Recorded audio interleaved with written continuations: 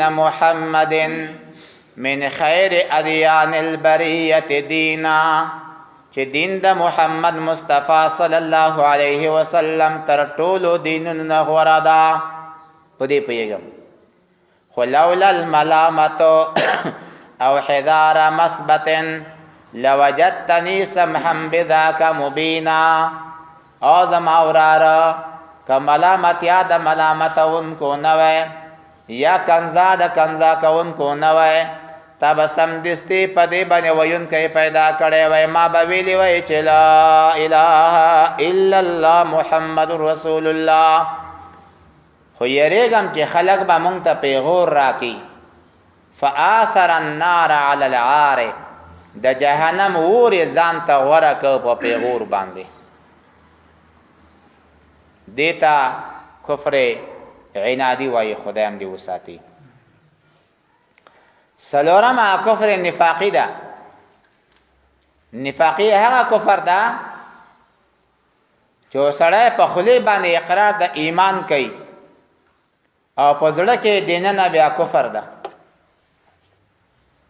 بدترین د کفارو دغه کافر ده. له همدې وجې نه جهنم اوه طبقې ده. ان المنافقین فی الدرک الاسفل من النار. یقینا منافقین په لاندې لاندې طبقې د جهنم کې دي، د کفارو نه هم لاندې. نو دا منافقین دي چې په زړه کې منکر دي او په خولې باندې اقرار کوي. په مکه مکرمه کې منافقین نو، ورسته په مدینه منوره کې منافقین پیدا شول. الله فرمای پیغمبره کوم کسان چې کافران دي برابر خبر ده په دوی باندې. سواء علیهم، حمزه لپاره د استوا. انذرتهم، کته دوی یروي بیان ورته کوي که نه یروي ایمان نه راوړي. سوال دا پیدا کیږي چې هر کله دوی ته بیان کوم هم ایمان نه راوړي، که بیان نه کوم هم ایمان نه راوړي. بیان دا ایمان بیان ولې دوی ته کوم؟ فائدہ د دغه بیان، فائدہ غي تبلیغ بیا ته شي ده. د هغې نه جواب ده چې وظیفه د رسول الله صلی الله علیه وسلم تبلیغ ده. پیغمبر علیه السلام که په دې پوهیږي هم چې ابو جهل ایمان نه راوړي، خو چې دی دغه دین ورته رسوي، خپله وظیفه ادا کړه، خپل ثواب حاصل که، همدغه وظیفه ده. او نور هدایت کار خو د الله پاک ده. ان علیک الا البلاغ، پتا خالی رسول و. نو پیغمبر علیه الصلاة والسلام د خپل وظیفه ادا کوونکی جوړ شو، پاتې نوره چې هدایت نه مومي. وما علیک الا یزکا، پتا خدا لازمه نه ده چې ایمان ولې نه راوړي. اخو د الله پاک جل وعلا شانه کار ده. الله فرمای چې د دې په زړو باندې الله مهر لګولی. لہذا د پیغمبر علیه الصلاة والسلام د توحید دعوت دا خلق زړه ته نه غورځوي. سوال دا پیدا کېږي چې ختم الله نسبت د ختم او د مهر خو الله ته شوی. نو معنا د آیت دا شو چې د دې په زړو باندې الله مهر لګولی، ځکه دا حق باندې پوهېږي نه. نه حاصل د سوال دا شو چې الله مهر په لګولی، بیا الله دا خلک جهنم ته ولې غورځوي؟ مهرم الله په لګوي. د دې نه جواب دا چې نسبت د ختم په اعتبار د خلقیت د ختم الله ته شوی، خالق د مهر خو الله ده. خو دې خلکو کې الله پاک استعداد د ایمان پیدا کړو، په دې خلکو کې استعداد د کفر هم موجود وو. نو باوجود د هغې نه چې پتا کې استعداد د ایمان شته او بیا هم کفر مختاروي، دا همدغه نه الله پاک تعبیر په ختم باندې وکړو ختم الله علی قلوبهم چې په سترګو ړوند شي د ایمان مقتضا هم شته د کفر مقتضا هم شته او بیا هم د ایمان تقاضا پرېږدي او د کفر تقاضا مختاره لامدغه نه الله پاک د انکار د خلکو نه الله په ختم باندې تعبیر وکړو ځکه په زړه باندې مهر ولګېدو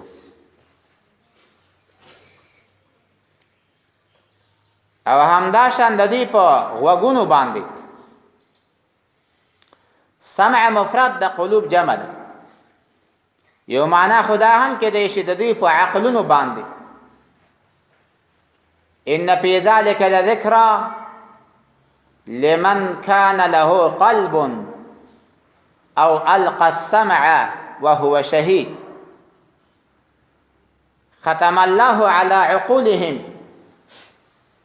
الله پاک د دوی په عقلونو باندې مهر ولګولو محل د ایمان قلب ده وقلبه مطمئن بالایمان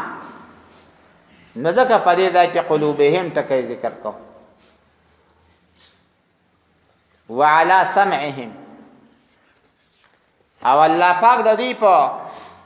مهر لګولې د دوی په ځایو د اورېدلو باندې چې غوږونه دي سمع مفرد ویل رسوا ابصار را شیغه جمع ویل ولی دا هر आवाज چې راځي دا په همدغه یوې لارې باندې ځي چې د غوږونو پردې دي आवाज کله هر شي وي په خپل په اول حالت کې په شکل د आवाज ورزي هوا د هوا ورسته د هغه نه پدې کې بیا تمیز را پیدا شي چې ښه आवाज ده او بد आवाज ده او مخیف आवाज ده او مبشر आवाज ده ورسته امتیاز پکې را پیدا شي نو چون کې په اول حالت کې صرف یو आवाज عبارت ده یو هوا نه په یو سماخل اذنین باندې نه نوځي نو ځکه دته سمع مفرد ویل د دې پسترګو باندې پردې دي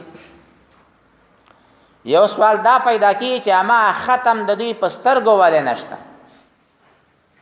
د هغه نه جواب ده چې د زړه هم پټ ده د غوږو د اوریدلو اسباب هم پټ دي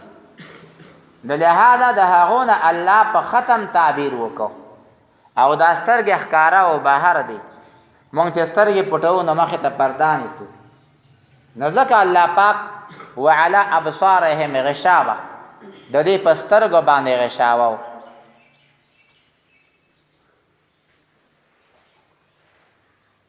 وعلى ابصارهم د دې پسترګو باندې ابصار جمع ویل ولی سترګې چاول کوم شي باندې سترګې لګيږي امتیاز راولي توري سپینې برګې انساني حیواني چرپای موټر جمادي امتیاز لاول نه راوستای شي دا مبصرات ډیر شول په دې اعتبار سره وعلى ابصارهم غشاوه ابصار جمع ویل مخکنه زمانہ کې زمونږ استاد خبره کوله نو ما خو د سپینګری علماو سره بس سپینګری ډیر کېدل یو کتاب به ویل له همدې وجه نه غریب به څلوېښت کلنی شه پګړی به یې تړل چې واده به یې وکړه غریب نور به ختم و چې ډېر کوشش به یې وکړو نو یو فریده به یې وزېږوله یو به خاتمه یا عبدالواحد بس یو بچه یې والور نوره به وچ شول په آخري وخت او اوس الحمدلله درسونه پریمانه لا شل کلن نه فضل د خدای ده بچی لمسیح پیدا شوي درس هم سرته ورسوي نو مخکني وخت کې کوم سپینګری راغی طالب راغی د سپینګری عالم سره دیره کېږي وایي ته ما ته کتاب وایه وایم درته څه شي وایې وایي غشاوه ملا حیران سه چې دا به کوم شي کتاب وي صرف به وي نحوه به وي دا خو ډېر ناشنا کتاب ده نو خدای دې خیر پېښې ګیسته طالب راته کښېني ټول شپه مولا صاحب دا فکر کې دا شرح ګوري چې غشاوه د کوم پن کتاب ده چې سبا طالب راشه کتاب دی راوړه چې ګوري سپاره یې راوړې ده چې په دا ټکي کې یم غشاوه دا غشاوه یې ورته راخیستی وه نه غشاوه خو داسې غشاوه چې ټوله شپه یې ملا غریب بې خوبه شپه پې تېره کړې وه نو الله فرمایي چې د دې خلکو په سترګو باندې پردې وي او د همدې په خاطر باندې د دوی لپاره لوی عذاب ده لعظمت عنادهم د دې خلکو عناد زیات الله فرمایي ان الذين كفروا کوم کسان چې کافران دي سواء علیهم برابر د په دوی باندې انذرتهم کته دوی یروي ام لم تنذرهم کته دوی نه یروي لا یؤمنون دوی ایمان نه راوړي اس وجه دادا ختم الله مهر لګوله على قلوبهم پزړو د دوی باندې فلا يصدقون ولا يتبدلون عن انفسهم وعلى مواضع سمعهم فغزيو د غوګو د دوی باندې وعلى ابصارهم او د دوی پسترګو باندې غشاوتون پردیدی ولهم د دوی لپاره عذاب عظیم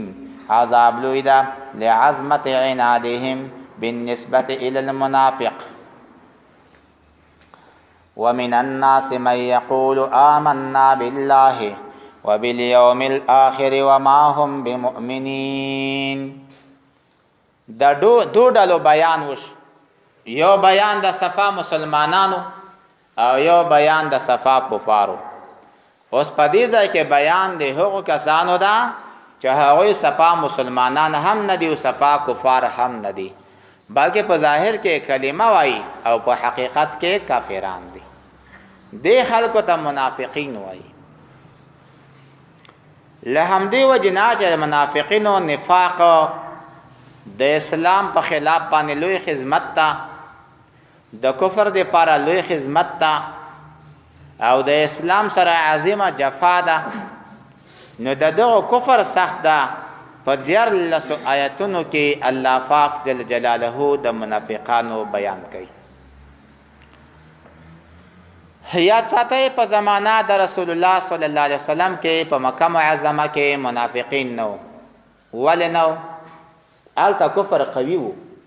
اسلام کمزور وو نو دې ته حاجت نو چې او کافر د خپل کفر پټ ساتلې وي او اظهار د ایمان دې کړی وي خو چې هر کله مدینی منوره ته تشریف فرما شو د هغې نه بعد د کفر کرا کرا ضعف راغی د اسلام قوت راغی او دغه کافران عبدالله بن ابی بن سلول وغیره مجبور شول چې راځي ظاهرا با کلمه وایو په حقیقت کې به کافران یو نو کومړه شو نو جنازه به مو هم کېږي د مسلمانو ډیره کې به هم خخیږو او علاوه د هغې نوم به هم د مسلمان وي دوستۍ به هم را سره خلق کوي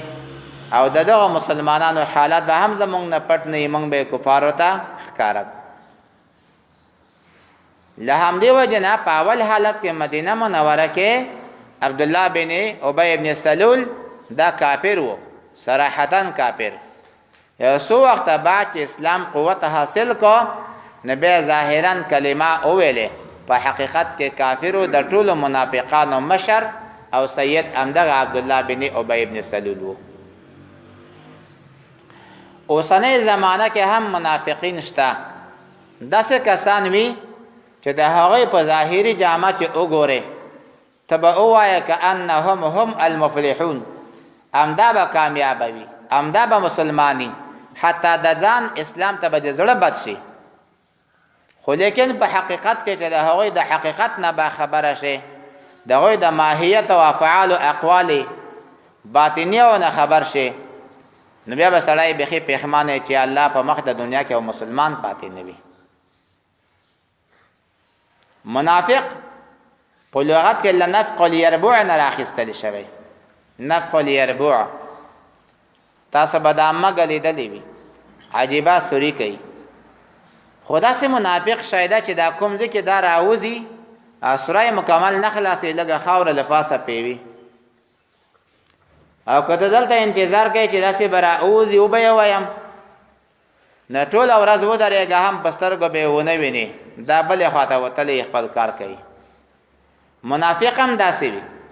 ظاهرا به ته وایې چې دا خو زموږ مسلمانو ډله ده خو په حقیقت کې به دا سړی د کفارو سره پوره تعلقات ساتي بلې خواته به وي او په اصطلاح کې منافق هغه چاته وایي من اظهر الكفر من اظهر الايمان وابطن الكفر چې اسلام ظاهر کړی وي کلمه ظاهرا وای او کفر پټ کړی وي دته منافق ویل شي الله پاک جل وعلا شانه د دې آیتنا د منافقانو قباحت بیانوي فرمای بعض خلک ظاهرا په ژبه داسې وایي چې آمنا مونږ ایمان راوړې په ژبه دا خبره کوي په ورځ د آخرت مونږ ایمان راوړې په ژبه دا خبره کوي الله فرمایي اس کله هم دا مؤمنان نه دي صرف او صرف د خلی ایمان صرف د خلی اقرار اس پیدا هم د خلکو ته نه رسي او سوال دا چې نه دا خلکو ولې داسې کار کولو د ظاهرا چې کفر ښکارا اسلام ښکارا کوي او باطنی کفر کوي دا کار ولې کولو الله فرمایي دی با په دغه ظاهري ایمان او باطنی کفر باندې به الله سره دوکا کوله یخادعون الله خداع چلتا وای نو سوال دا پیدا کیږي چې الله سره هو تو چل کوله نشي الله خو نه غلطيږي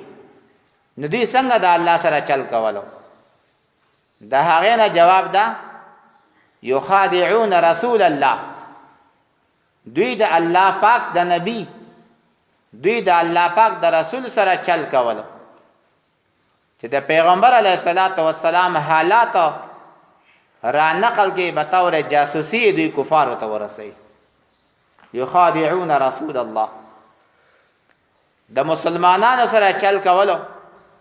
ظاهرا به تسبیح غټه وي په هر مانځ کې بناستو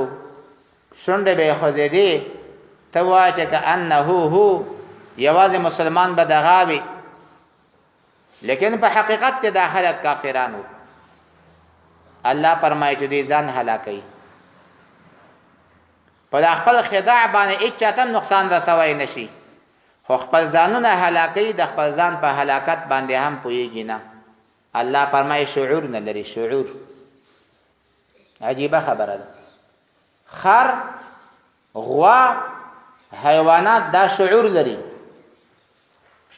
د مهلکاتو زیو نه ځان بچ کوي کوم ځای کې مهلک راشي خطراوي دا غي نه ځان بچ کوي خو په دا ټولو کې بیکاره خر ده خر هم کنده د خو ځان نه غورځي خو د موټر نه ځان څنګه کوي هم نه تاسو به سوچ کړی ده وزا منډي وي سپای منډي وي غپیږي او اخر کرا په سړک کې ولاړ وي کڅوړه ارنګونه کوي غیر ټلوي به غیر سړک نه لري تاسو بیا تجربه کوي خرو دروي موټر دې ورته راشي زمونږ د سپینګيري بیا وای چې دا وجه هدا چې موټر کې یو سپای خطاله یو خر خطاله یو وزا نو سپیخ په کرایا پرې کړه نو چې موټروان راځي آرنګ ورته کوي نو سپیته غوسه ور دي چې کریا درا نه اخیستې به آرنګونه مرته کوي ځکه ورغپېږي او د اخرنه کرایا اخیستې ده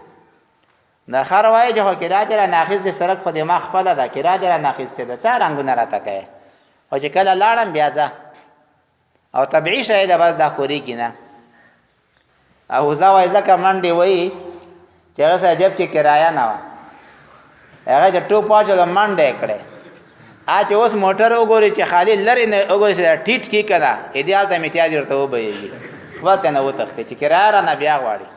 نه دی وجه نه وزا منډي کوي نو فرمایي چې دا کفار الله فرمایي بل هم اضل دا د انعام نه هم بتر دي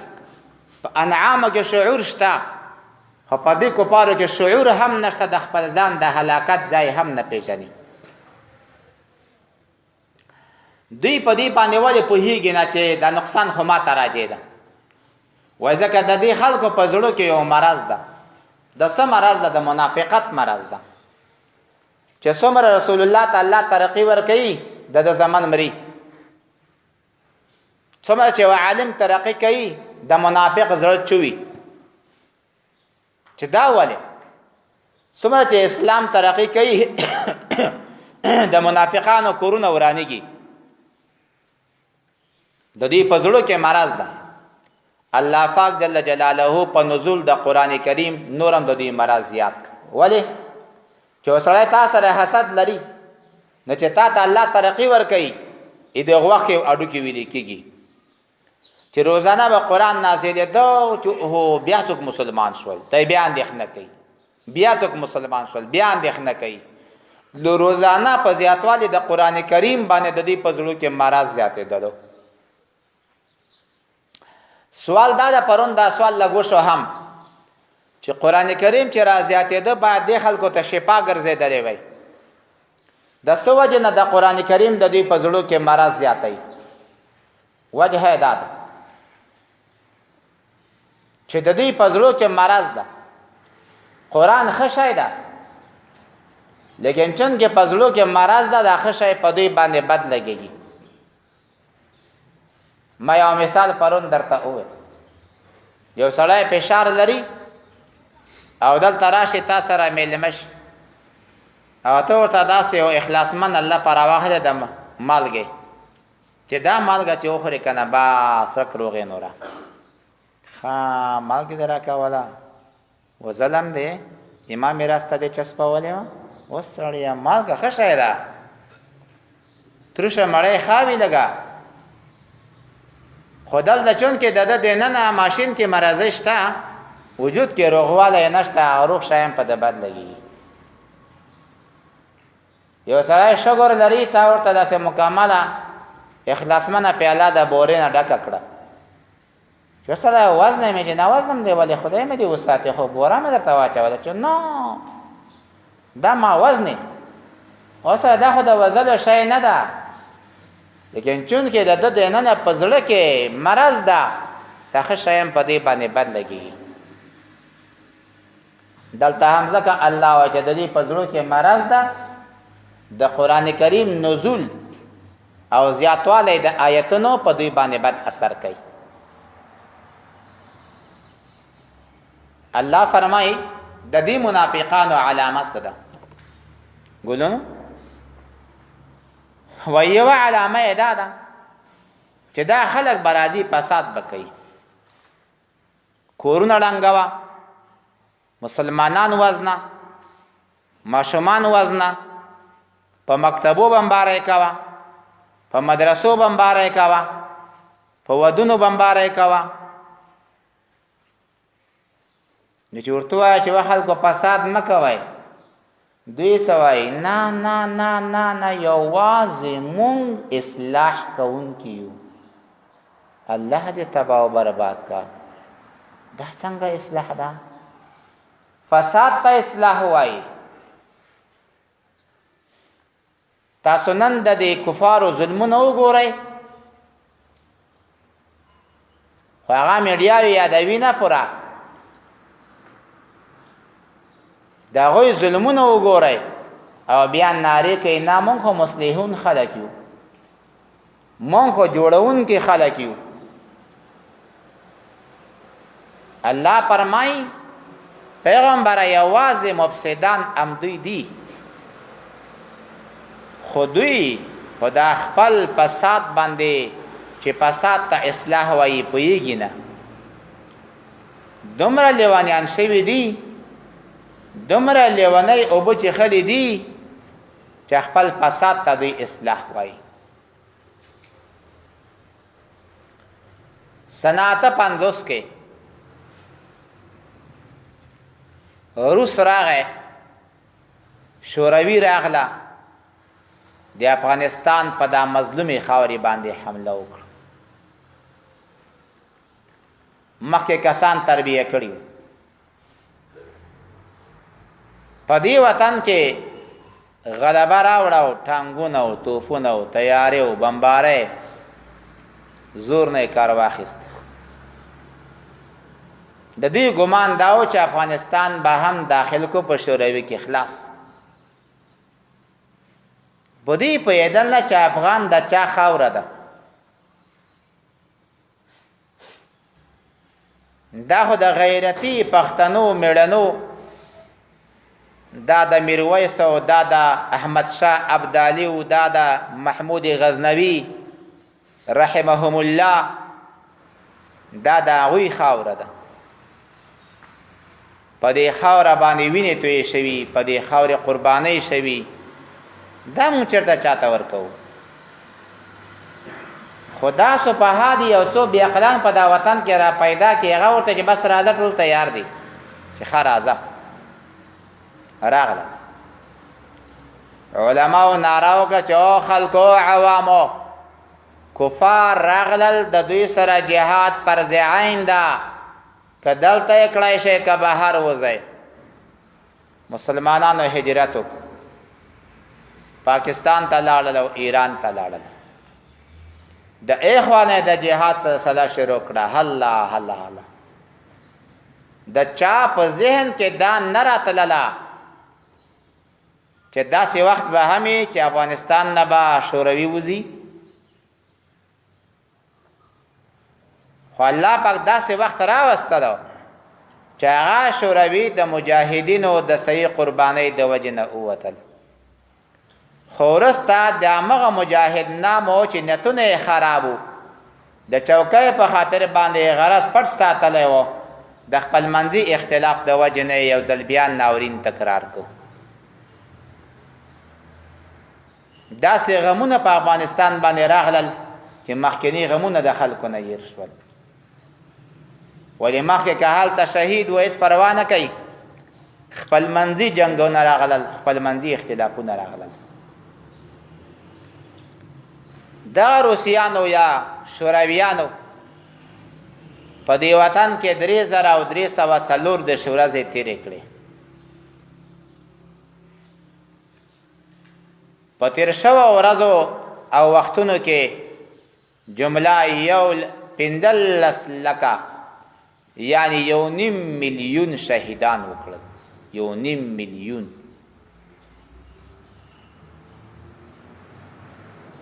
چې روزانه تقسیم کړي نه په یو ورځ کې 4.5 شهیدان راځي. په افغانستان کې موږ ته 4.5 شهیدان په یو ورځ وکړل.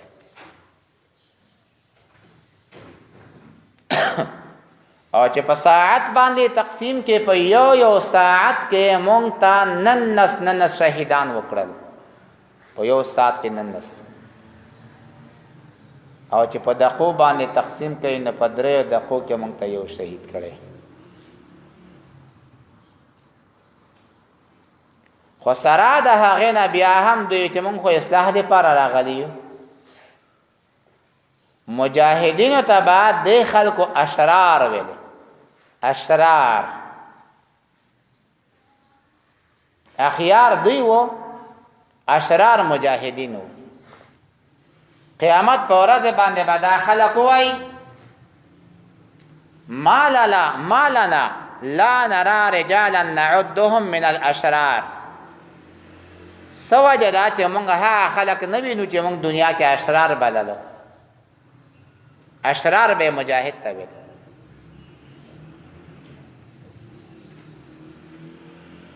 نو دې خلکو به خپل فساد ته اصلاح ویلې. خو چې هر کله مجاهدینو کې اخلاص وو، دا سپینګیرو ته په یاد د په یو شربت بوتل کې به پټرول واچول، د روسیانو اسلحه او د هغې قوت بیخي زیات و. ځکه چې د هغوی یو ټانک د موجوده 10 ټانک هم برابر نه دي. په همغه بوتل باندې به د دوی لوی ټانک الله ختم کو. زنجیرداره ټانګونه وو. یو سوداني په دغه پاس د شهیدان نه څنګه څه نومېږي، یو هغه خدا د عسکرو څه ځای نومېږي، هغه کې یو سرحدي څه ورته وایي، هغلته مخکې دا ټانګونه ولاړو که سرحدي پولیس دي یو شل ټانګه ولاړو طالبانو وخت یې هم و په دې ټانګونو باندې داسې مواد استعمال کړي چې یې راشول چې خالص سلب ګډ کې به بس نور ختم شي اوس یو ټانګ په دې وطن کې نشته با ټول محتاج پردی لاسته الله پاک دی اے قربانې په برکت باندې په داسې حال کې روس وشرمېدلو چې په دنیا کې د سر خورولو چې انا ربکم الاعلی نو بالاخره سر اخر چې انا عبدکم الادنی د ټولو غلام زیم او خبریال خوای وای چې کله په حیرتان بندر باندې وته نو خپای هم نیولې و خپای هم خوګېده ماته هم و او د سمال سترګو ته نیولې و ژړلې چې دا مې څه وکړل تاوانونه وژاړم نه پر وژا څه وشول بل فرعون راجګ شو چې انا ربکم الاعلی اے بلا افغانستان هغه د چا ربوبیت منی نه پیسې به منی پروانه کوي درنه اخلي خو ربوبیت د چا منی نه دا د افغان په طبیعت کې دا خبره پرتا ده چې د چا غلامی به څوره د پیسو په خاطر باندې اومني خو چې پیسې ورنه کې بیا نه مني دا راغی تر دې مهاله پورې ځان ته یوه کوډخه هم برابره نه کړه چې زه پکې په امن کې وم دوی خو زمونږ د امن دپاره راغلي وو د دوی امن مونږ ساتلی خدای ته امید لرم چې لکه څنګه هغه لاړل او په ژړا ژړا دردونه یې لا قرار شوي نه دي همداسې به موجوده فرعوني طاقتونه هم چوټي کېږي او الله پاک دغه افغانستان د دغه کبرجنو خلکو دپاره د ذلت سبب ګرځولی داسې یو مثال لري لکه یو لوی پهلواني یو وړکی ماشوم غېږې ته ورشو د پهلوان څملی د تمامه دنیا راډیوګانې پرې غږېږي چې غټ پهلوان وړکي ماشوم څملولو افغانستان وړکی ماشوم حیثیت لري روس یې څملولو امریکا راغله اوس امریکا هم تیار کوک شوی دی دا چې کته وغورځېږي الله پاک به دا هم ذلیله کړي نو قرآن دا راته وایي چې کفار به وایي چې موږ اصلاح راولو خبردار دوی مفسدین دي خو دوی په دا خپل فساد باندې پوهېږي نه د منافقانو علامه چې کله دوی ته وویلی شي ایمان راوړی لکه کاملو صحابه کرامو چې ایمان راوړی دوی څه وایي ایا موږ داسې ایمان راوړو لکه سادهګانو خلکو چې ایمان راوړی صحابه کرام به سادهګان بولی بی عقلان به بولی الله څه فرمایي یقینا خبردار بېشکه همدوی بی عقلان دي خو په دا خپل صفاحت او بی عقلتوب باندې پوهېږي نه څلورم دا منافقان داسې خلک دي چې کله مسلمانو سره مخامخ شي نو وایي آمنا صاحب مونږ ایمان راوړی خو چې کله خپله شیطانانو ته لاړ شي مراد د شیطانانو نه د دې د منافقینو مشران دي د منافقینو مشرانو ته شیطانان ولې وایي وجه دا چې د دوی اعمال شیطانی دي نو دوی یو قسم انسانی شیطانان دي نو چې کله خپله شیطانانو ته ورشي نو وایي مونږ د تاسو سره یو خاجه تاسو مونږ سره یی مسلمان خوا کې څنګه ګرځئ وای چې یقینا مونږ په مسلمانانو باندې ټوکې کوو مسخره پې کوو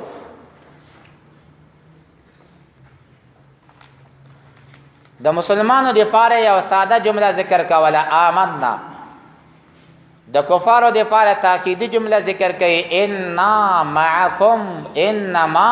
نحن مستهزئون الله فرمایي چې دا ټوکې به الله په دوی باندې وکړي. الله څنګه په دوی باندې ټوکې کوي؟ الله ټوکه نه کوي چا سره. نو جواب دا الله بعد دغه ټوکې سزا ورکوي د قیامت په ورځ باندې چې دا جهنميان جهنم ته لاړ شي، د جنت د دوزخ دروازه به خلاصه شي. دې په ذهن کې براشه چې ولا وضو منډې بکی هلا هلا هلا دروازې ته به ځان ورسوي. چالته ورسېده په دې دروازې به ځان نه خاخ کي چې نور وضو ناڅاپه ملایکه دا دروازې ته یو درک ورکي کنه چې غړم دې منځ ته وغورځوي. بیا به دروازه خلاصه شي بیا به دې منډه کوي دروازې ته بیا به دروازه پوری شي من ته به وغورځولی شي. تاسو دنیا کې په مسلمانانو ټوکې کولې او د خپل ټوک انجام تاسو وګورئ. خو دنیا کې الله سو ورځ مهلت ورکوي. ان الله لا یملی الظالم، الله ظالم ته مهلت ورکوي حتی اذا اخذه لم یفلته، چې بیا کله الله پاک ونیسي بیا ته نه خلاصېدی نشي.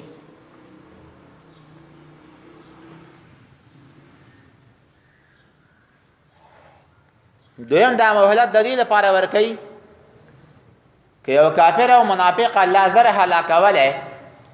نه ته به وایي چې نه یا الله ما خدې ټوکې کولې نوره ما غرض کفر نه و ما غرض ظلم نه و. اوس الله ښکاره کوي چې کافر یې وګوره یو کال نه 2 کاله نه 10 کال نه تا ټوکې لا ختمېږي نه، دا خپل عمر په ده باندې قرینه شي. یمدهم فی طغیانهم یعمهون.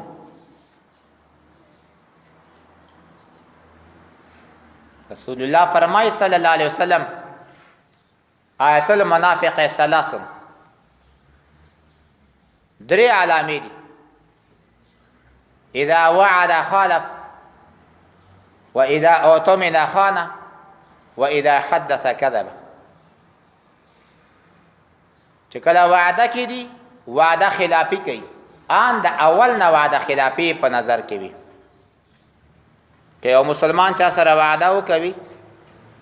خو د وفا اراده یې چې دا وعده پوره کوم بیا وس بر نه شو ته مشکل پیدا شول په دې کې ګناه نشته. خو ګناه دا ده چې له اول نه همداسې وایي چې ولکه به دا وعده پوره کوم خو در سره وعده کوم، دا ګناه. دویم امانت کې خیانت کوي، او دریم دا چې خبرې کوي دروغ وایي. وزاد مسلم واذا خاصم فجره، چې کله جګړه شي در سره بیا دروغ وایي کنځلې کوي. دا خو مسلمان ته مشته، خو مسلمان د منافق عملی ویلی شي، یعنی عمل د مسلمان پشان د عمل د منافق شو. منافق اعتقادي نشي ورته ویلی، خو چې هر کله سړی منافق اعتقادي شي دا 3 واړه او 4 واړه اعمال په دې کې ضرور پیدا کېږي. په مسلمان کې دا ټول اعمال نه پیدا کېږي، بعضې پیدا کېږي. که بیا پیدا شي هم منافق عملی شو، منافق اعتقادي نشو. الله فرمایي دا ها خلق دي چې دوی دلالت خرڅ کړی په هدایت باندې، یعنی هدایت یې ورکړی او دلالت یې اخیستی. سوال دا پیدا کېږي، فکر کوئ ابو جهل لاول نه مسلمانو که کافر و؟ و کافر و کنه. دی آیات کې خدا سی وایي چې هدایت یې خرڅ که بې په سامان داخل ده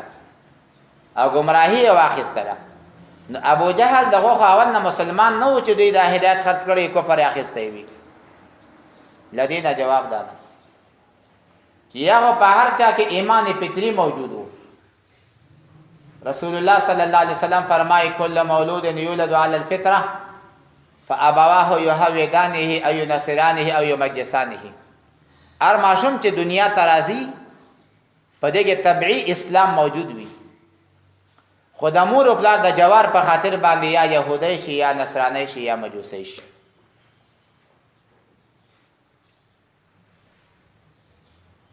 دلته هم په دې کې د ایمان فطري موجود و. الله دا غینه حکایت کوي چې دې خلکو خپل ایمان خرڅ کړ. او یا مراد نه استعداد ده چې په هر چا کې استعداد د ایمان موجود وو، استعداد د کفر موجود وو، خو چې د خلکو د ایمان پرېښودلو او د کفر طرف ته استعداد مصرف کو، الله فرمایي دا ګمراه خلک دي چې خپل هدایت په کفر باندې خرڅ کو. اسباب د هدایت موجود، پیغمبر موجود، قرآن موجود، معجزات موجود، او باوجود د دې ټولو خبرونو دا پرېږدي او هغه د گمراهی اختیار کوي، نو دا داسې شوا لکه چې په دوی کې ایمان موجود، خپل ایمان لکه چې خرڅ کړي. الله پاک جل جلاله دغه منافقانو دپاره یو دوه مثاله بیانوي. یو مثال د دوی لکه یو سړی اور بل کړي، ته په توره شپه ده اور یې بل کړ، شاوخوا لږه رڼایي ورته وشوه، ناڅاپه دا اور ترې نه مړ شو، دوی په دا تیارکۍ کې پاتې شول. تطبیق به دا وي. دا خلک کافرانو په تیاره کې وو، خو د دې لپاره چې مسلمانان مونږ مړه نه کړي، د مسلمانانو سره دوستۍ وکړو، مسلمانان مونږ سره وګرځي او کینې او جګ شي، اور یې بل کړو چې لا اله الا الله مونږ هم کلمه وایو. مسلمانانو غریبان خو پیدل نه چې هو دا خو مسلمانان دي، اور یې بل کړ، رڼایي ورته وشو. خو ناڅاپه الله پاک خبر ورکړه پیغمبره یاد ساته دا سړی کافر دی، مسلمان نه ده. یو څو ورځې رڼایي وه، ناڅاپه رڼایي مکمله ختمه شوله. ذهب الله بنورهم، الله پاک د دې خلکو رڼا، الله پاک د دې خلکو نور ختم کو. الله فرمای دا داسې منافقان دي، هم صمون، کانه دي حق نه اوري، ګونګیان دي حق نه وایي، ړانده دي حق نه ویني. سوال دا پیدا کېږي چې ولې نه لیدل؟ قرآن یې اورېدلو، پیغمبر یې په سترګو باندې لیدلو، د پیغمبر علیه الصلاة والسلام خبرې به اورېدلې، بیا څنګه الله فرمایي چې هم صمون هم بکمون هم عمیون؟ لدین یو جواب ده چې یو اورېدل دي د مطلق خبرو،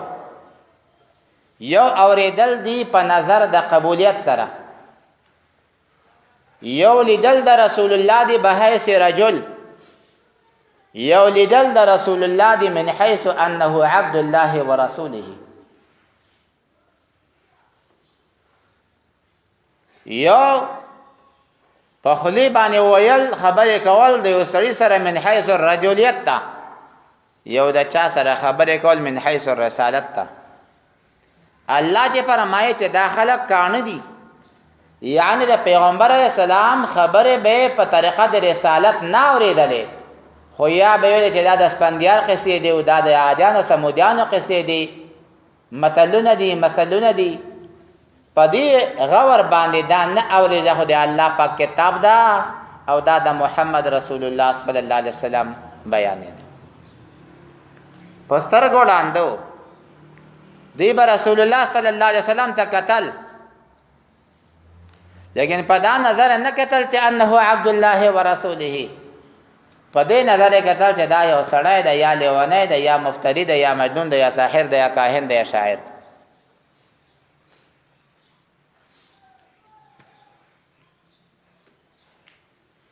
سلطان محمود غزنوی رحمت الله علیه یو عالم ورته راغی، بزرگان خلق زیاتو، هغه ورته فرمایي چې که د خلکو زه لیدلی وی ایمان به یې راوړی وی. سلطان محمود صاحب فرمایي چې عجیبه خبر ده که بزرګه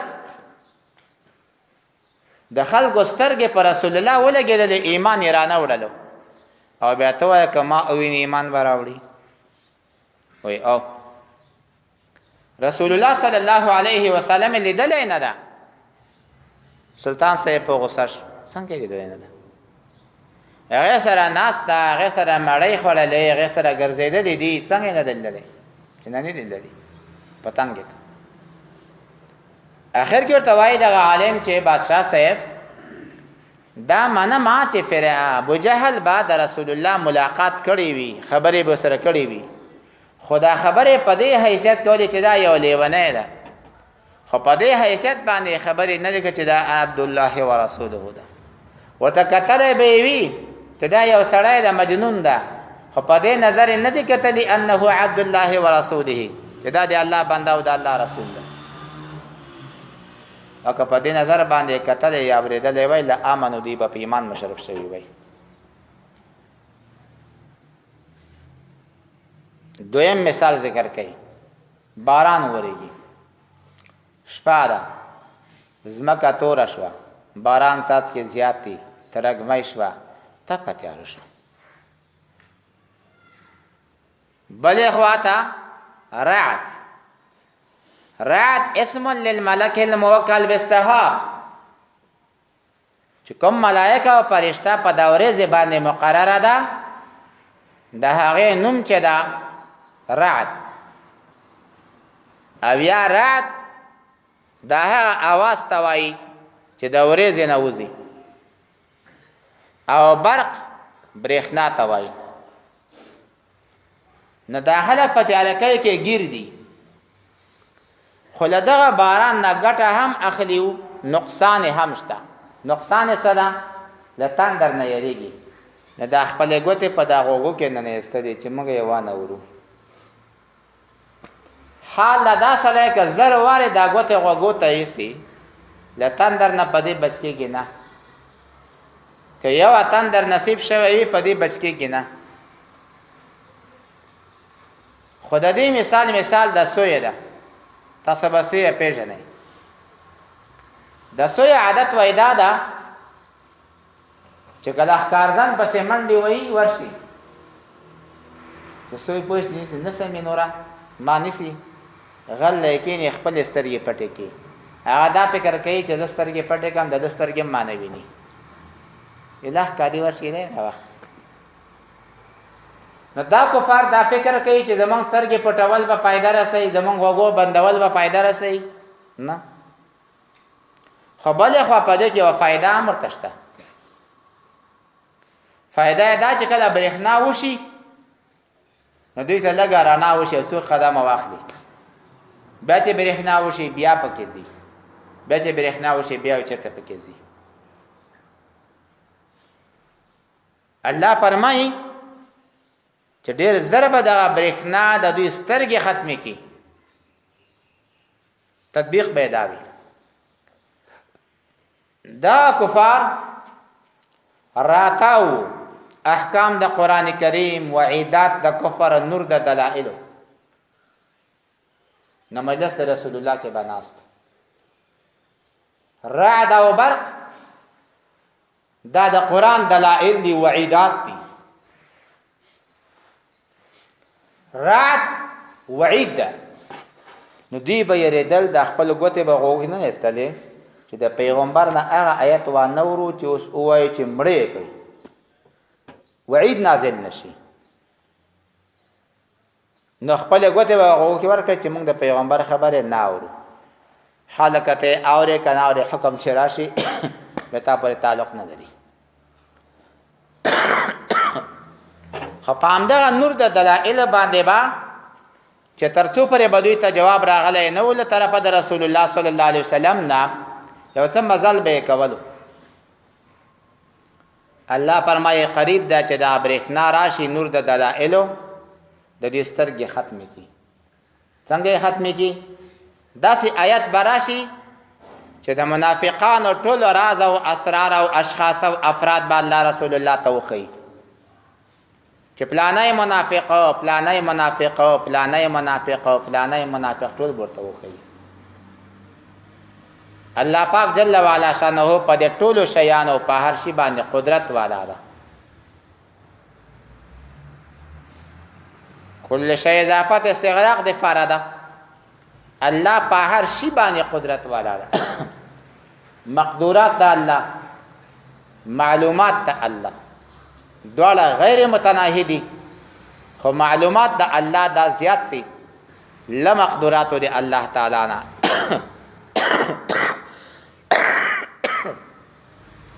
لأنه تعالى يعلم نفسه ولا يقدر على نفسه لأنه تعالى يعلم نفسه ولكن لا يقدر على نفسه فلهذا كان المقدورات أيضا غير متناهية لكن أقل بالنسبة إلى معلومات الله عز وجل. الله فرمای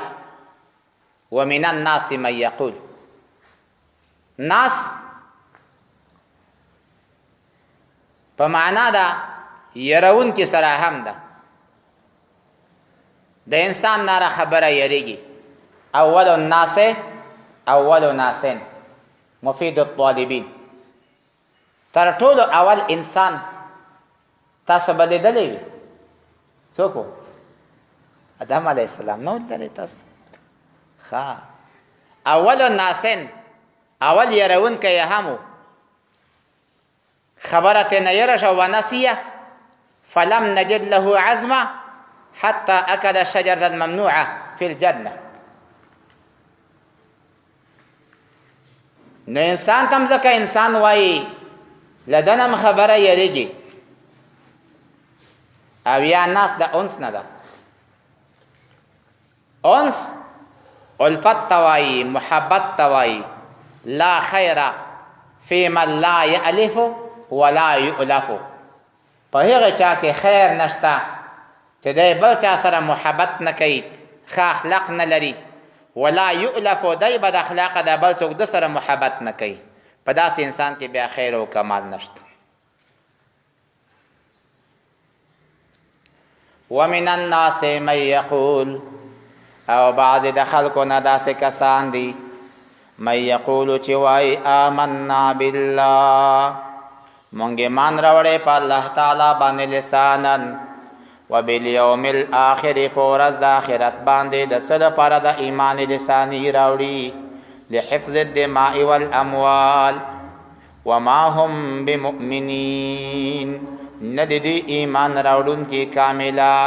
یقینا په زړو باندې ولې ځکه یخادعون الله دوی چل کوي د الله تعالی سره یعنی یخادعون نبی الله د الله د پیغمبر علیه السلام سره چل کوي والذین آمنوا د مسلمانانو سره وما یخدعون احدا دوی چل نه کوي د هیچ چا سره هم مستثنا منه مقدر شو الا انفسهم مگرم د خپلو ځانونو سره ذواتهم وما یشعرون او دوی په دې باندې پوهیږي نه چې ضرر د دې دوی ته راځي ده وجه دا ده اذ فی قلوبهم مرض د دوی په زړو کې مرض د نفاق ده فزادهم الله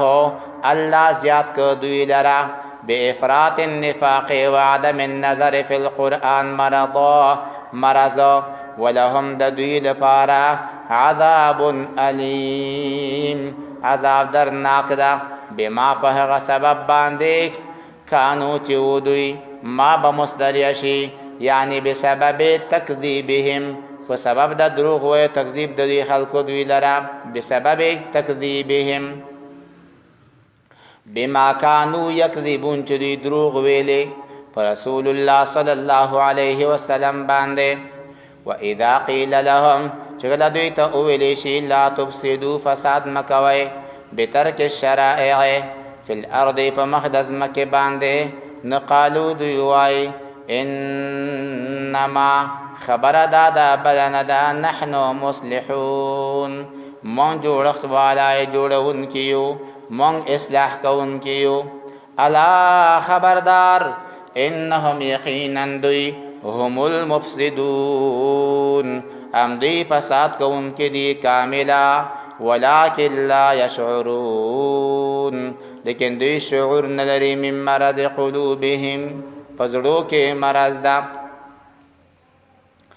واذا قيل لهم چې کله دوی ته وویل شي دا خبره چې آمنو ایمان راوړئ کاف معنا د مثلو باندې ما به مصدر یاشي ورستانه فعل په معنا د مصدر باندې شو آمینو ایمان راوړی مثل ما آمن الناس یعنی مثل ایمان الناس په مثل د ایمان د خلکو کاملانو نو قالو دوی وایي په خپل منځ کې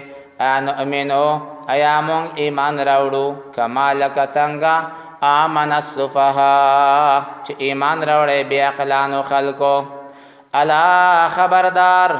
انهم بشک دوی هم السفهاء هم دوی بې عقلان دي ولکن لا یعلمون لیکن دوی په دې خبرې باندې پوهیږي نه لسفاهتهم د بې عقلتوب د وجې نه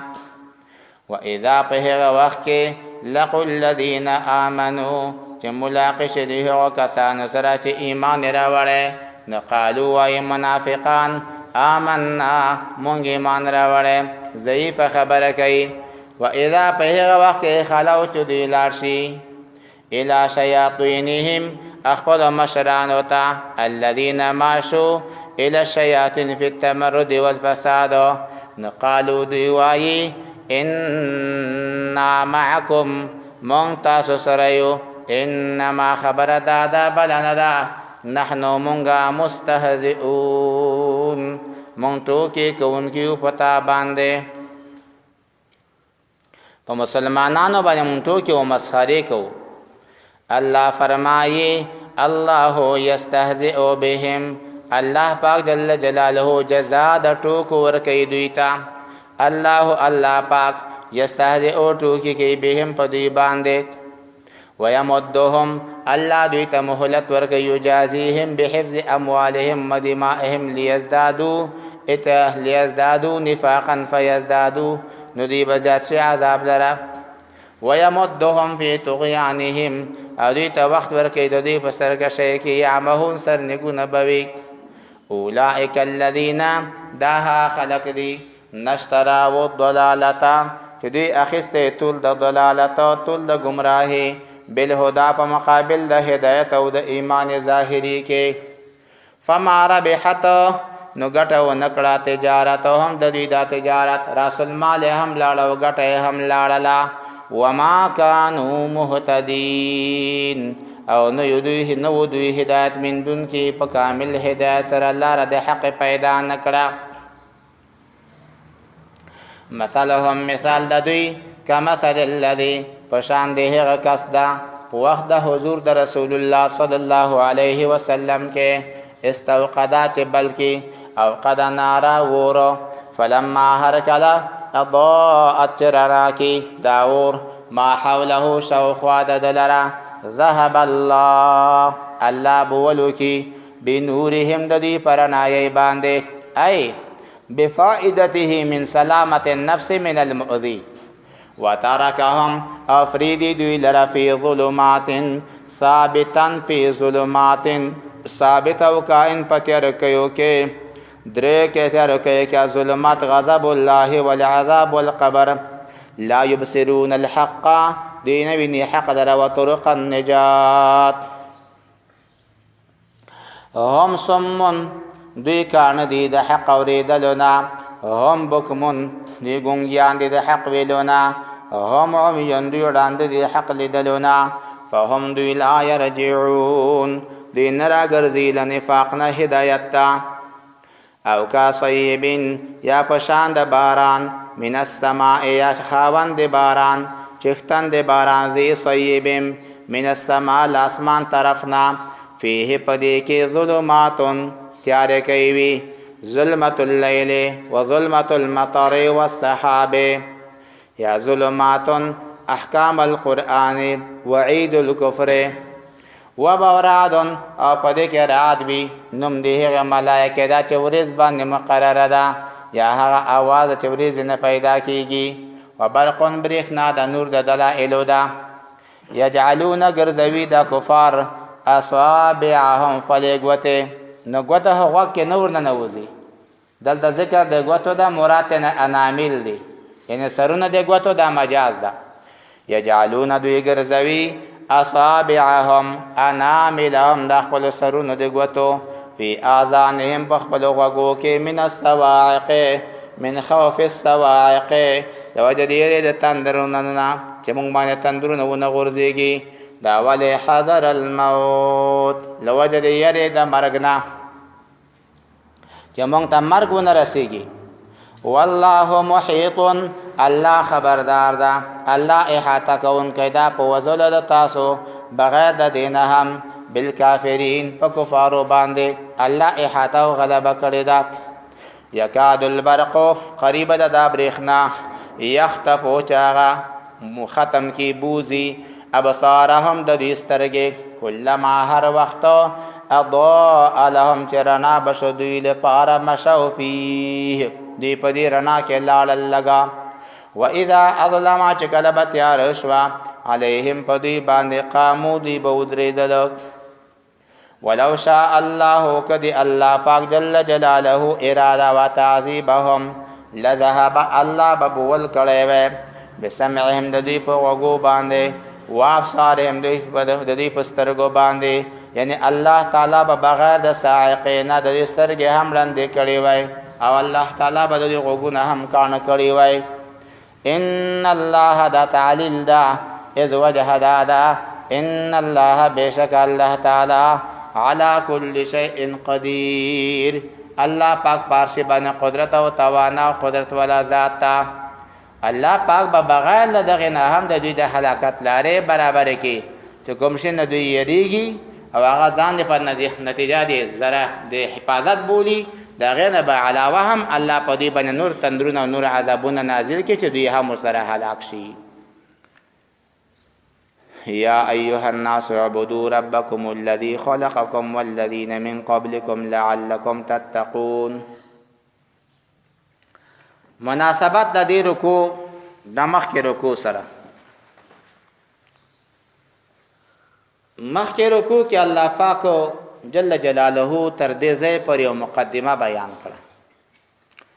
دا مقدمه داله په مطالب باندې چې پراتلونکي کتاب کې بعد د دو انواع ثلاثه خلقو بیان کیږي نو اوس خطاب الله پاک تذکیر بانعام الله په دې ځای کې الله پاک جل جلاله درې واړو ته خپل نعمتونو په یادې چې دې نعمتو ته وګورئ د الله توحید ومنه او دا وایي چې لا اله الا الله محمد رسول الله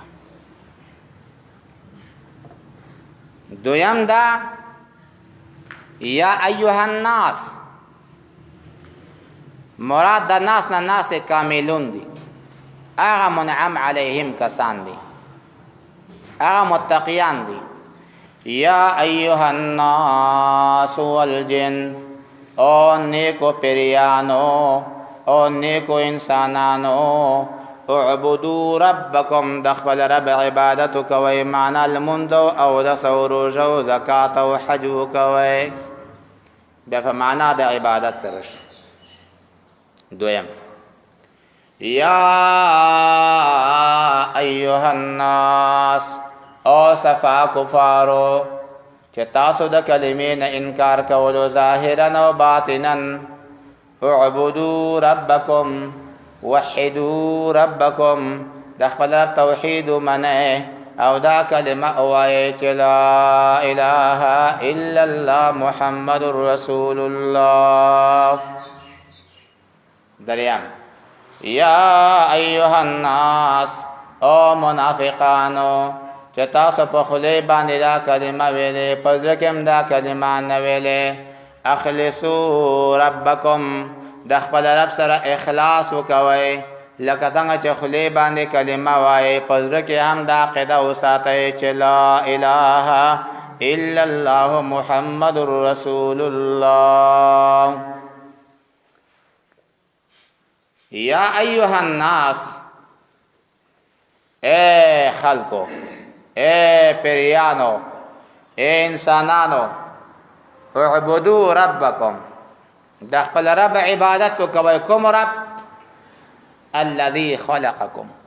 هغه رب چې تاسو پیدا کړی د تاسو نوم نشان نو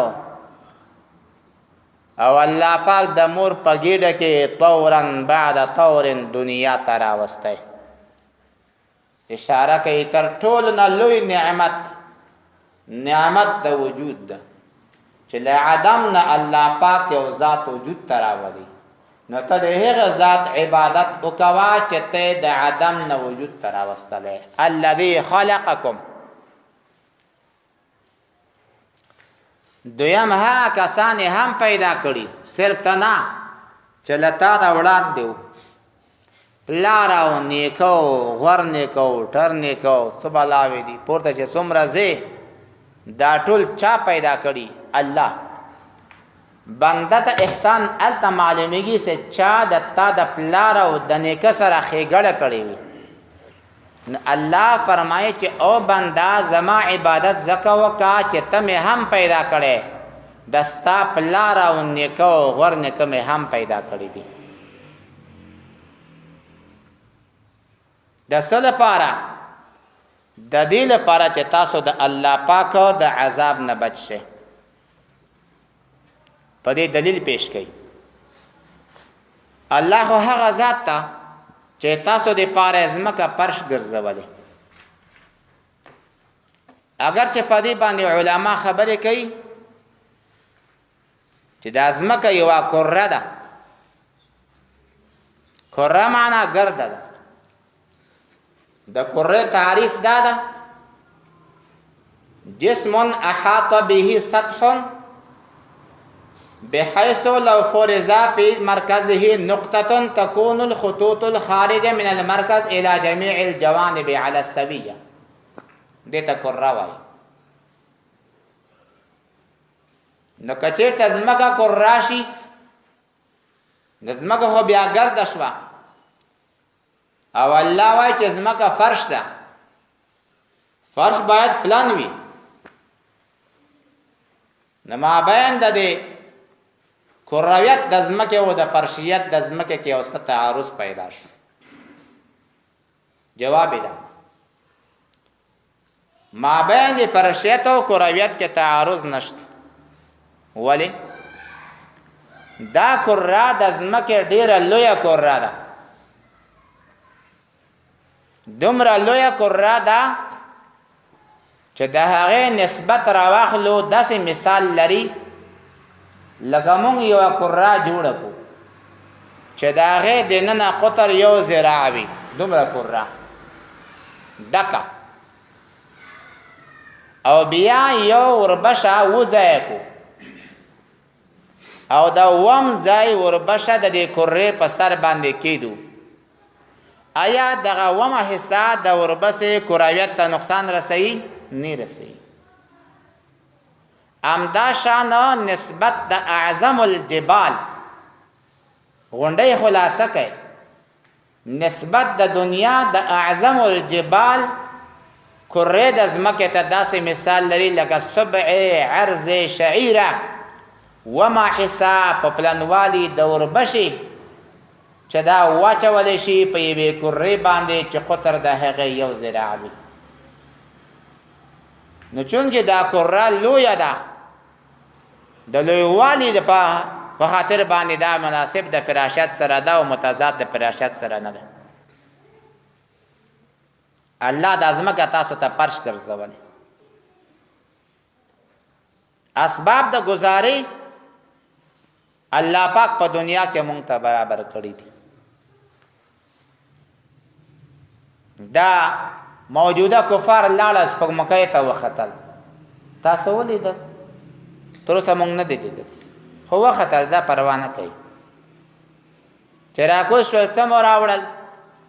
او څومره مصرف وشو، نو خبره د میلیونه ډالرې دي. چې ښه څه مو راوړل، چې یوه مو دا خبره راوړه چې پاس په سپوږمۍ کې د انسان د ژوند دپاره اکسیجن وجود نه لري، مونږ د ځان سره دې جنه وړی و. الا دا یوه خبره دې راوړه او نن دې راوړه او د ډېر مصرفو سره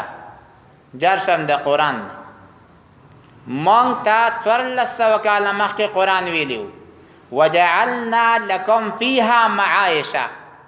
تاسو ته مونږ په مخ د ځمکه کې د ژوند اسباب برابر کړي بل ځای کې نه لرئ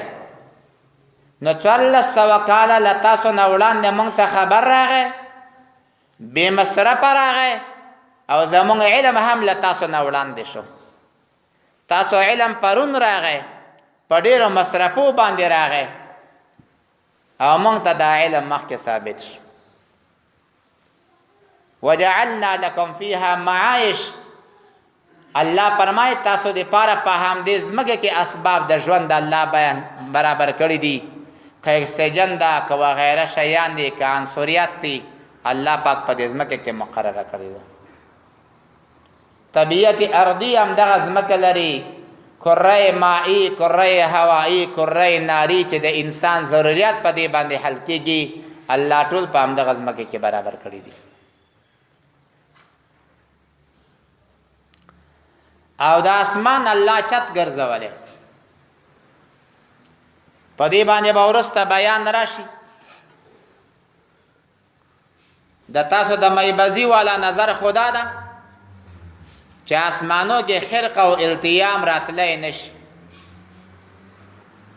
خدا خبره به وروسته ثابته شي چې اسمانو کې خرق او التیام راتلی شي هغه د ملائکه زیو راضی ارواح د مسلمانانو پورته ځي ارزاق د مسلمانانو راضی رسول الله صلی الله علیه وسلم اسمان ته ختله را کوز شوی که په اسمان کې خرق او التیام نه وای کنه دا به یو خبره هم حقیقت نه لرله امداشان قرآن فرمای کلون فی فلکی یسبحون هر یو ستوری په خپل فلک کې فلک تدبیر ته نه مراد ده یسبحون لامبو وی لامبوزن چې لامبو وی ځان سره اوبو تیروي خو چې کله مخ ته لاړ شاته اوبه بیرته سره سریښې شي دا صراحتا په دې دلیل ده چې اسمانو کې خرق او التیام راتلی شي الله داسې اسمان چت ګرځولی چې د غورځېدو نه مطمئن ده د دغه نعمت شکر ادا که بنده الله پاک له اسمان نه تاسو ته اوبه را پیدا کوي مراد د سماع نه یا معنا حقیقي یا معنا مجازي که معنا مجازي شي ذکر د سماع د مراد نه ورز ده بیا خو کل ما علاکا فهو سماکا چې کوم شی له تا نه اوچتي دا ستا اسمان شو او یا دغه معنا حقیقي را اخلو باران د اسمان نه ورېږي نو څنګه ورېږي داسې چې کله الله پاک جل جلاله د باران اراده کوي فإن فوق 7 سماوات بحرا دو اسمانون لپاسه یو دریاب سمندر ده الله پاک په حکم باندې د دې سمندر نه یو څو اوبه را جلا کی شپږم اسمان ته اووم اسمان ته پنځم اسمان ته څلورم اسمان ته درېم اسمان ته دویم ته اول ته راشي یو ورځ ده په نامه د اسرم دا ورځ ورشي هلته خوله ورته ونیسي ټولې اوبه وچښي اوس الله صحیح اراده لري چې دا ورځ به چېرته لاړه شي باد ته وایي لیږئ چې چېرته الله پاک اراده وکړه چې بس ودرېږئ نوره به خورېږئ نه ویې وروئ په نیم ساعت کې وطن خړوب کړي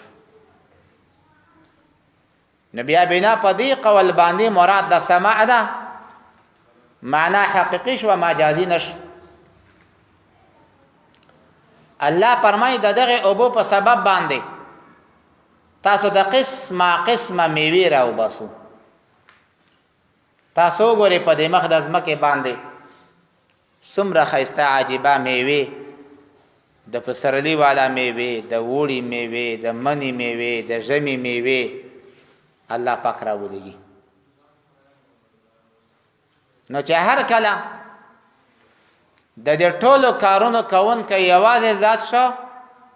تاسو دغه ذات سره شریکان منی سیخه په دې پوهېږئ هم چې الله شریک نه لري. نو مطلب دا شو یا ایها الناس او خلکو دا الله عبادت وکوئ. ولی لا اله خلقکم الا الله، داسې معبود نشته چې تاسو پیدا کې بغیر د الله نه. لا اله خلق الذين من قبلكم الا الله، لا اله جعل لكم الارض فراشا الا الله، لا اله انزل من السماء ماء الا الله، لا اله اخرج لكم من الثمرات رزقا لكم الا الله. دا ټول کارونه الله کوي. نو او خلقو تاسو د الله عبادت د الله پاک جل جلاله سره اخلاص پیدا کړئ. اخلاص همدغه معنا چې تاسو د رب العالمین جل جلاله عبادت په کمال اخلاص باندې په خلی او په زړه باندې ایمان پیدا کړئ او د الله عبادت تاسو وکوئ.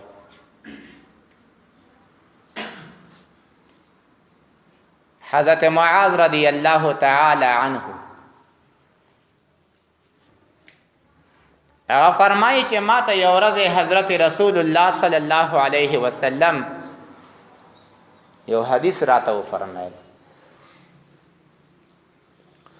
او وی فرمایي چې معاذ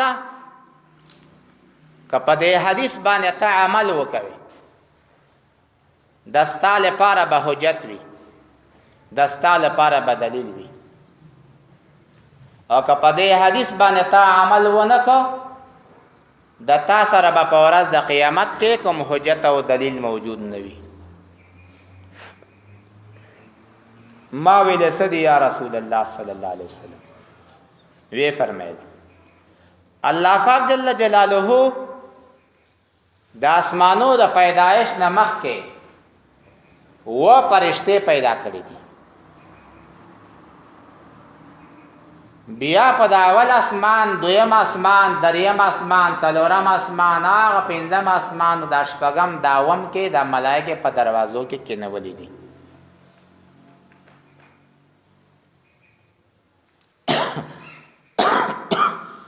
یو بنده به یو نیک عمل وکوي، داسې به چړکېږي پړکېږي لکه د لمر، خو چې کله د اسمان دروازې ته ورسېږي ملائکه تفتیش والا ملائکه او فرشتہ ناسته د تلاشي کوي، د عمل ګوري او په دې عمل کې غیبت شته. یعنی دغه مسلمان که دا نیک عمل کړی هم د خلته غیبت کړی، دا ملائکه څه ورته وایي؟ اضربوا هذا العمل بوجه صاحبه، تاسو لاړ شئ د عمل د عامل په مخ باندې ورولئ. زه د الله یوه فرشته ملک الغیبت یما او ما ته الله داسې حکم کړی چې د چا په عمل کې غیبت وي د عمل پورته مرا پرېږده. نن به زموږ عملونه څنګه پورته لاړ شي؟ خو نه د غیبت نه خلاص یو، نه د حسد نه خلاص یو، نه د بیکارو خبرو نه خلاص یو. غیبت خو زمونږ تاسو د چی لوازم دي،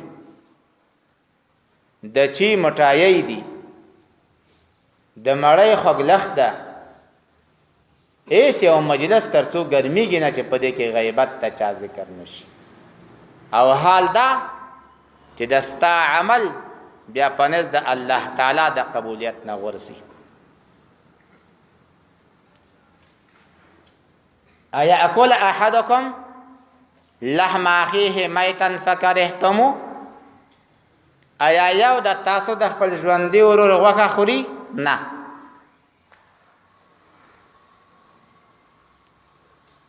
ای بیبي اورس د بلې بیبي متعلق دومره خبره وکړه چې یا رسول الله صلی الله علیه وسلم زما د بل ملګری چې دا بس هغه ده داسې اشاره په دې ګوتې د مانه ټیټقه دی ده الا دومره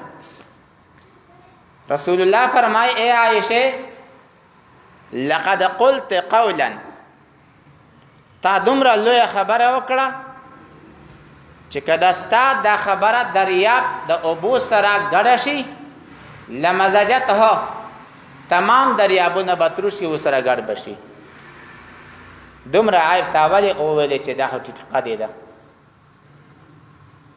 که ښکلا ورکوي الله ورکوي که قد ورکوي الله ورکوي که اندامونه ورکوي الله ورکوي نه دې باندې خندای په کار نه ده د یو انسان عمل به راټول شي اسمان طرف ته به روان شي دغه بختور به غیبت نه وي کړی اول اسمان تفتیش چې وشي خلاص شي دویم اسمان تراشي دویم اسمان ملائکه اور تراشي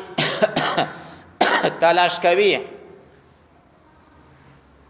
دومره خیسته عمل بوي چې ملائکه د افتخار قابل بوي